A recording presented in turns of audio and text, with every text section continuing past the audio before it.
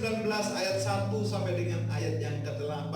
Tuhanlah kekuatan kita, Tuhanlah pengharapan kita. Amin. Tuhanlah yang membuat kita menjadi luar biasa di hadapannya. 1 Raja-Raja 19 ayat 1 sampai dengan 8 saya bacakan buat saudara. Ketika Ahab memberitahu kepada Isabel segala yang dilakukan Elia dan perihal Elia membunuh semua nabi itu dengan pedang. Ayat 2. Maka Isabel menyuruh seorang suruhan mengatakan kepada Elia, beginilah kiranya para Allah menghukum aku, bahkan lebih lagi daripada itu jika besok kira-kira pada waktu ini aku tidak membuat nyawamu sama seperti nyawa salah seorang dari mereka itu. Ayat yang ketiga. Maka takutlah ia di sini adalah Elia, lalu bangkit dan pergi menyelamatkan nyawanya. Dan setelah sampai ke Beersheba yang termasuk wilayah Yehuda, ia meninggalkan bujangnya di sana. Ayat yang keempat. Tetapi ia sendiri masuk ke padang gurun sehari perjalanan jauhnya, lalu duduk di bawah sebuah pohon arar. Kemudian ia ingin mati, katanya, cukuplah itu. Sekarang ya Tuhan, ambillah nyawaku, sebab aku tidak lebih baik daripada nenek moyangku. Ternyata Nabi juga ada yang putus asa. Baik, ayat yang berikutnya yang kelima. Sesudah itu ia berbaring dan tidur di bawah pohon arar itu. Tetapi tiba-tiba seorang malaikat menyentuh dia serta berkata kepadanya, bangunlah, makanlah. Ayat yang keenam. Ketika ia melihat sekitarnya, maka pada sebelah kepalanya ada roti bakar dan sebuah kendi berisi air. Lalu ia makan, minum, kemudian berbaring pula. Ayat 7. Tetapi malaikat Tuhan datang untuk kedua kalinya dan menyentuh dia serta berkata, bangunlah, makanlah, sebab kalau tidak perjalananmu nanti terlalu jauh bagimu. Ayat 8. Maka bangunlah ia lalu makan dan minum, dan oleh kekuatan makanan itu ia berjalan 40 hari 40 malam lamanya sampai ke gunung Allah, yakni gunung Horeb. Bapak Ibu yang dikasihi Tuhan Yesus Kristus, sering dalam mengiring kekristenan kita, iman percaya kita mengalami titik yang namanya titik lelah dan jenuh. Betul tidak? Dalam iman, dalam perjalanan percaya kita kepada Kristus, ada kalanya kita ada di titik seolah-olah Tuhan jauh daripada kita. Siapa Elia, saudara yang dikasihi Tuhan Yesus Kristus? Adalah nabi yang di garis depan, seorang yang luar biasa dipakai Tuhan, seorang yang punya full anointing daripada Allah Bapa, seseorang yang punya kuasa perkataan yang luar biasa. Sebab dalam Alkitab terjemahan lain berkata demikian, kalau tidak kukatakan di Israel tidak akan pernah ada hujan maupun embun. Berapa lama? 3 tahun dan 6 bulan. Bilang kanan kirimu yang di rumah, dengar baik, opa, oma, om, tante, adik, kakak, bilang begini, perkataan penuh dengan kuasa. Amin. Bilang yang di rumah begini, jangan main-main dengan perkataan. Haleluya. Referensi adalah dalam Matius 16 ayat 19 berkata demikian, apa yang kamu ikat di bumi akan terikat di sorga, apa yang kamu lepaskan di bumi terlepas di sorga. Kalau hari ini pekerjaanmu hanya menggerutu, kalau hari ini pekerjaanmu hanya menyesal, sorga tidak akan pernah memulihkan dan memberkati kita. Betul? Tetapi kalau ada ucapan syukur, ada pengagungan kepada Tuhan, ada satu penyembahan yang luar biasa, sekalipun keadaanmu terjadi seperti yang tidak engkau harapkan, dengar baik, ucapan syukurmu itu berkenan di hadapan Tuhan, penyembahanmu bersyukur di hadapan Tuhan. Bahkan apa yang kau katakan dengan ungkapan dan ucapan syukur, surga pun bertepuk tangan buat saudara. Yang setuju tepuk tangan bagi Allah kita, yang setuju katakan amin.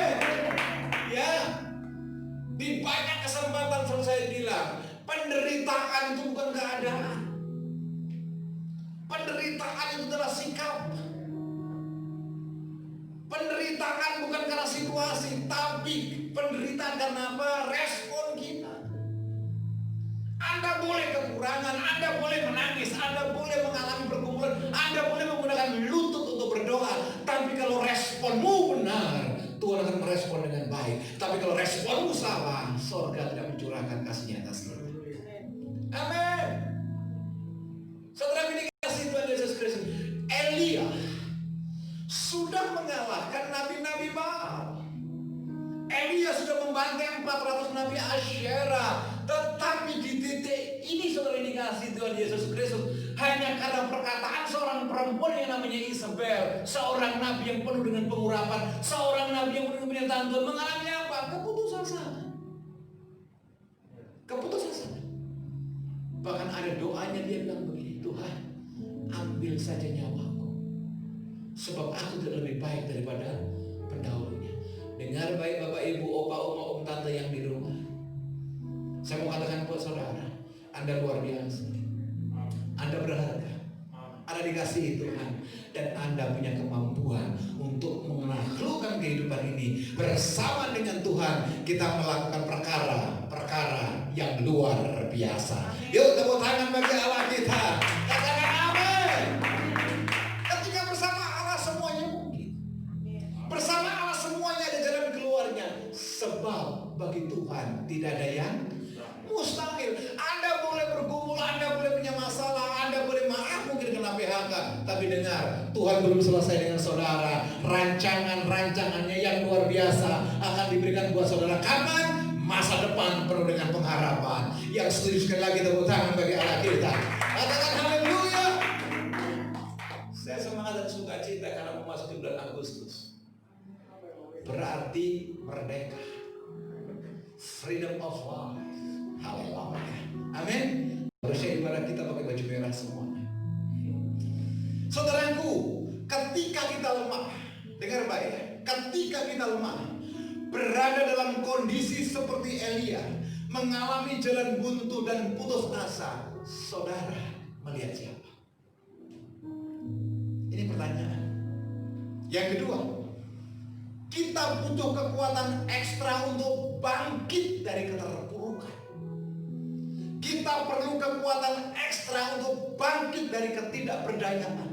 Kita perlu suplemen energi sorga untuk keluar dari masalah. Dan hanya sorga yang mampu memberikan itu. Amin. Meraih kembali cita-cita kita. Jangan putus asa, jatuh, bangkit lagi, jatuh, bangun lagi. Gak penting berapa lama jatuh, yang penting seberapa sering Anda bangkit. Dan bangkit bersama dengan Tuhan membuahkan kemenangan, membuahkan hasil, membuahkan sukacita. Tepuk tangan panjang bagi Allah kita. Haleluya. Amin. Ketika saudara dapatkan suplemen surga, saudara mendapatkan kekuatan baru. Saudara mendapatkan sesuatu yang baru, sehingga yang dianggap lemah oleh dunia kuat di mata Tuhan. Yang dianggap tidak berharga oleh dunia menjadi luar biasa di hadapan Tuhan. Orang boleh mereka-rekakan yang jahat, orang boleh mendesain kita sesuatu yang jahat, tapi Tuhan punya rencana yang luar biasa. Yang setuju katakan amin. Haleluya, haleluya. Bagaimana Pak caranya supaya kita bangkit dari keterpurukan, bangkit supaya mendapatkan kekuatan daripada Tuhan? Yuk buka 1 Raja-Raja 19 ayat 5. 1 Raja-Raja 19 ayat 5. Sesudah itu ia berbaring dan tidur di bawah pohon ara itu. Tetapi tiba-tiba seorang malaikat menyentuh serta berkata kepadanya, bangunlah apa? Nah ini penting. Siap. Makanlah, karena tubuh jasmanimu bisa beraktivitas ketika apa ada energi. Malaikat tidak melakukan sesuatu yang supranatural tiba-tiba dengan Elia lapar dia berjalan. No. Kita semua yakin dipelihara oleh Tuhan. Amin. Tapi kita juga harus punya hikmat yang datang daripada Tuhan. Kita semua yakin pasti diberkati Tuhan. Tapi kita harus cerdas mengelola berkat yang kita terima. Setuju dengan saya? Ada amin? Yang di rumah ada sukacita? Bilang kanan kirimu yang di rumah, masa pandemi seperti ini jangan boros-boros. Haleluya. Kan puji Tuhan tuh 4 bulan lebih kita sudah tidak ke mall, tidak beli baju baru. Ibu-ibu pakai daster terus di rumah, dasarnya sampai robek kanan kiri, gak apa-apa. Itu udara masuk, tubuh kita sehat. Haleluya. Amin. Nah, saudara ini kasih Tuhan Yesus Kristus. Coba saya kasih referensi ayat lain. Dibuka Injil Yohanes. Injil Yohanes pasal yang ke-6 ayat yang ke-35.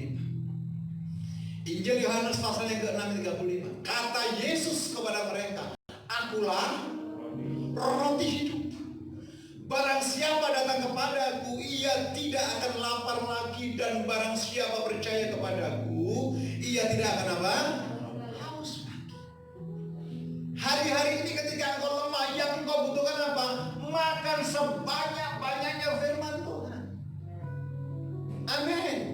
Kalau hari ini engkau putus asa, makan sebanyak-banyaknya kebenaran firman Tuhan, karena firman itu adalah Tuhan sendiri.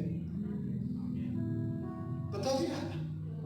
Orang boleh mereka-rekakan dengan perkataan-perkataan yang jelek, yang jahat, tetapi firman-Nya berkata apa? Dijadikannya kita kepala bukan ekor, dibuatnya kau berhasil bukan gagal. Apa saja yang kau kerjakan dalam nama Yesus pasti berhasil. Yang setuju tepuk tangan bagi Allah kita. Yang setuju katakan amin. Ini perkataan firman. Hari-harinya apa yang saudara timba, hari-hari apa yang saudara makan, itu menentukan pertumbuhan saudara. Kalau kebanyakan makan sate kambing, hipertensi. Pagi sate kambing, siang lapo, malam sate padang, hari ketiga cepat. Betul? Haleluya.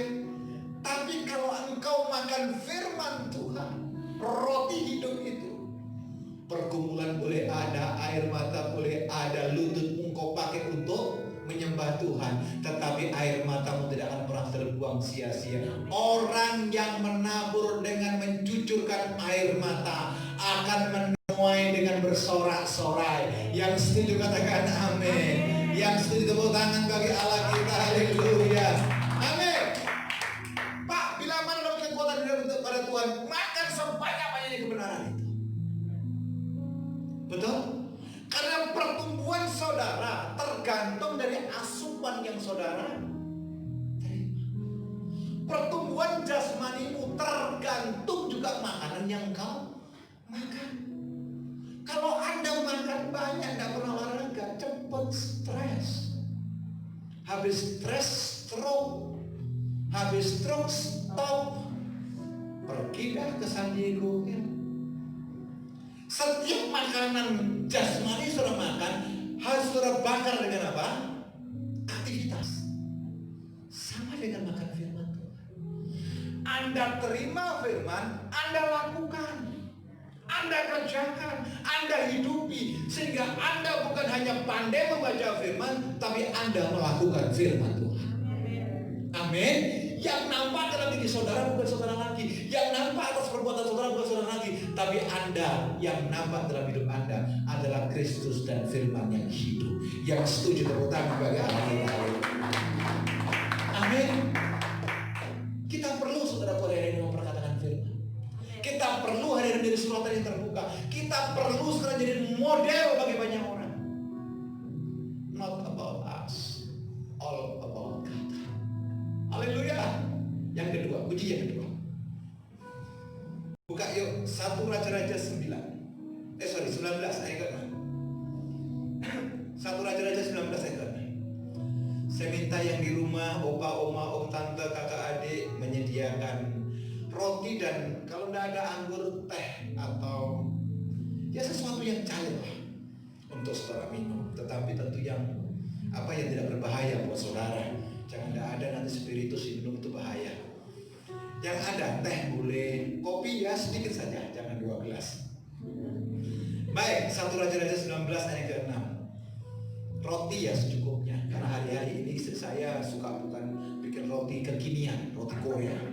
Enak sekali, luar biasa. Kalau dipakai perjamuan satu itu kenyang. Haleluya. Haleluya. 1 Raja-Raja 19 ayat ke-6. Ketika ia melihat sekitarnya,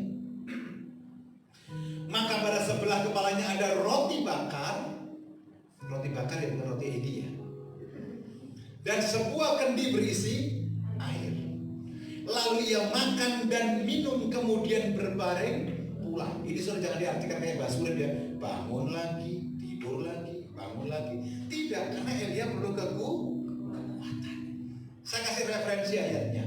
Baca Yohanes pasal yang keempat ayat yang ke-14. Yohanes pasal 4 ayat ke-14. Tetapi barang siapa minum air yang akan kuberikan kepadanya, ia tidak akan haus untuk kapan? Selama-lamanya. Sebaliknya air yang akan kuberikan kepadanya akan menjadi mata air dalam dirinya yang terus-menerus memancar sampai kepada hidup yang kekal. Jadi kalau Anda hari-hari ini mengalami kelemahan, minum. Dari mana? Kebenaran. Dari kebenaran firman Tuhan. Kalau hari ini saudara lemah dengan pergumulan, susah dalam kehidupan, minum sebanyak-banyaknya dari sumber yang benar, yaitu adalah firman Tuhan. Kalau hari ini seolah keputusasaan mengintimidasi kita, datang kepada Tuhan. Tuhan punya air kehidupan dan Anda tidak akan haus lagi. Setuju dengan saya? Makan dari roti hidup, minum dari airnya Tuhan. Saudara boleh lemah, saudara boleh goyah, tetapi dalam Tuhan saudara akan dibangkitkan, mendapatkan kekuatan demi kekuatan baru. Saudara bisa tegak berdiri menghadapi masalah, bukan karena kekuatanmu, tapi karena Tuhan dan pembelamu adalah Allah yang hidup, Allah yang hebat, Allah yang luar biasa, Allah yang tidak pernah meninggalkan pekerjaan tangannya. Yang setuju tepuk tangan bagi Allah kita. Haleluya.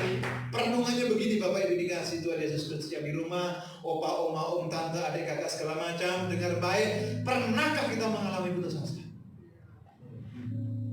Boleh Anda tanya dalam diri saudara sendiri. Pernahkah ada putus asa? Mungkin menghadapi kehidupan ini, mungkin menghadapi rumah tangga, mungkin menghadapi keuangan, mungkin menghadapi masalah, mungkin menghadapi anak-anak, mungkin menghadapi lingkungan, segala macam. Atau mungkin semuanya kita sedang menghadapi COVID-19. Semuanya tidak menentu. Tapi pernahkah Anda mengalami keputusasaan? Kalau itu pernah, bangkit. Tuhan punya jalan keluar. Yang kedua, siapakah yang menguatkan kita ketika kita mengalami keputusasaan? Tetangga, depan, belakang, kanan, kiri, atau kau datang kepada Tuhan? Ingat 1 Korintus 10:13 ayat C. Barang siapa yang datang kepadaku dengan pergumulannya, maka Allah memberikan jalan keluar.